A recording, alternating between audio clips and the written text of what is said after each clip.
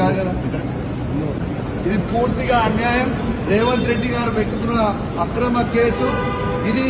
కమలాపూర్ మండలంలో గుండేడ్ గ్రామంలో illegal mine నడుస్తా ఉంది. దీనికి ఆయన రేవంత్ రెడ్డి ఆధ్వర్యంలో సీతక్క, తర్వాత కడియం శ్రీహరి, ఎమ్మెల్యే నాగరాజ్ గారి బెనామీ ఖచ్చితంగా నిలదీస్తాం, ఖచ్చితంగా అడుగుతూనే ఉంటాం. ఊరుకునే ప్రసక్తే లేదు. మీరు చేస్తున్న అన్యాయం. ఇల్లీగల్ మైనింగ్ నడుస్తుంది.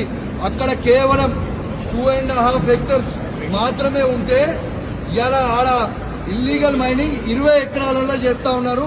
గుండేడ్ గ్రామ ప్రజలందరికీ కూడా చాలా ఇబ్బంది అవుతా ఉంది.